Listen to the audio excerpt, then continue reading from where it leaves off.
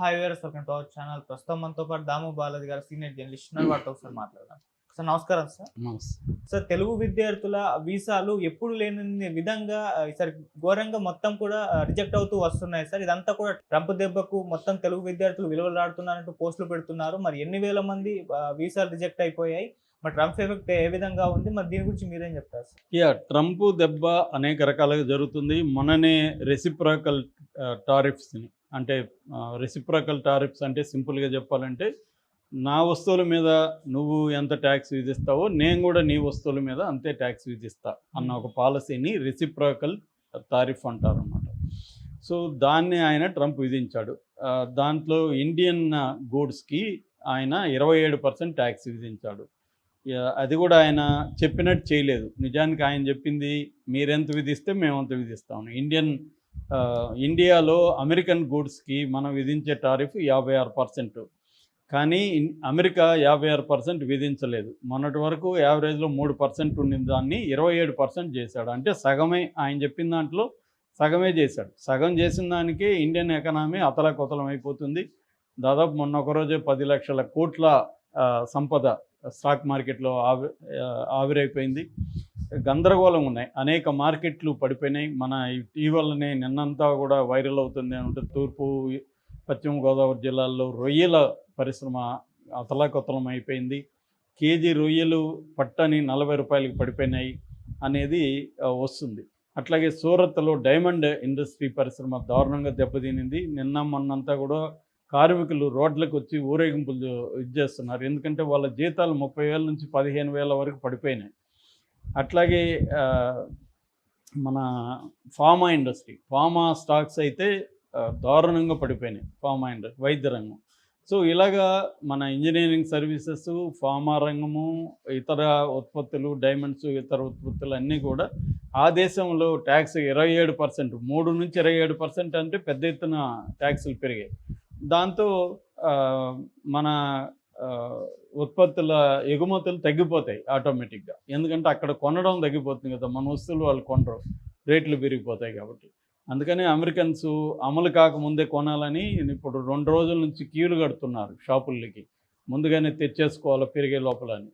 So ఇది American economy మీద కూడా ప్రభావం చూపిస్తుంది. అట్లాగే యూరోప్ వ్యాప్తంగా కూడా అమెరికన్ గూడ్స్ని బాయ్కాట్ అమెరికన్ గూడ్స్ అనే ఉద్యమం కూడా మొదలైపోయింది. అనేక దేశాల్లో, యూరోప్లో కూడా అమెరికా వస్తువులు బహిష్కరించడం మొదలైపోయింది.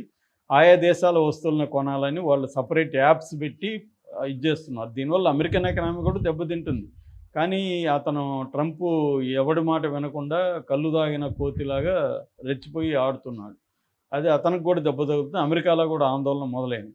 సో ఈ నేపథ్యంలో మనం ఈ నేపథ్యాన్ని అర్థం చేసుకుంటే, ఈ నేపథ్యంలో విద్యార్థులు, ముఖ్యంగా తెలుగు విద్యార్థులు పెద్ద ఎత్తున దెబ్బ తింటున్నారు.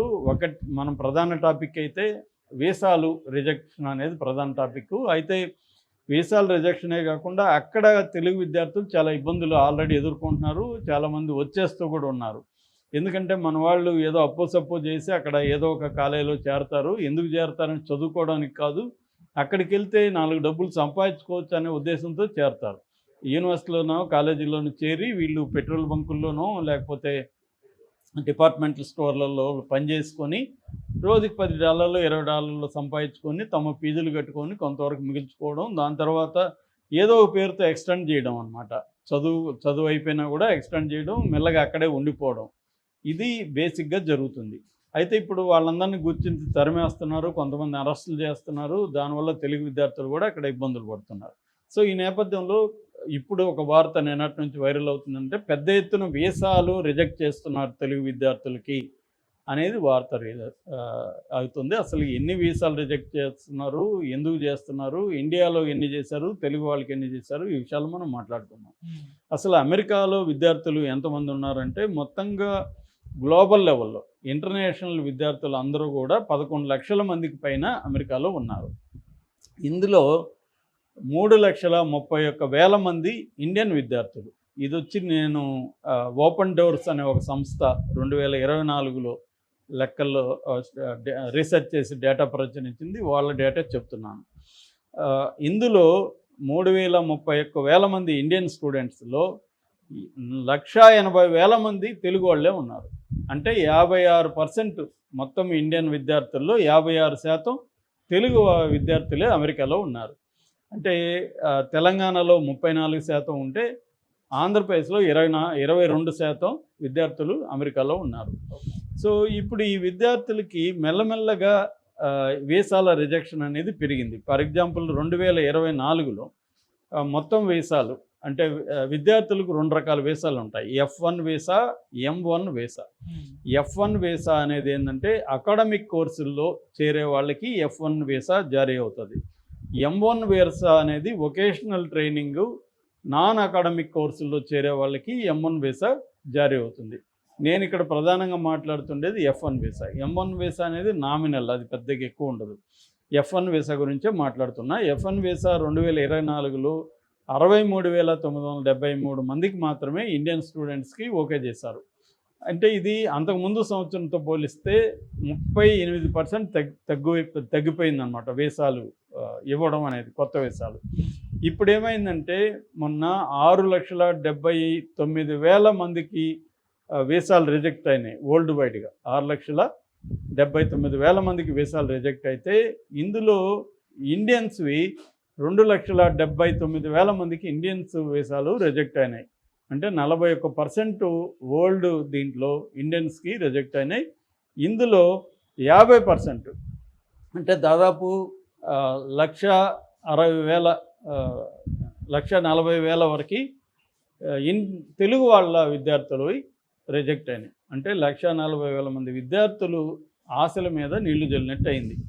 ఎందుకు ఈ స్థాయిలో రిజెక్ట్ అవుతున్నారు అంటే దీనికి రకరకాల కారణాలు ఉన్నాయి.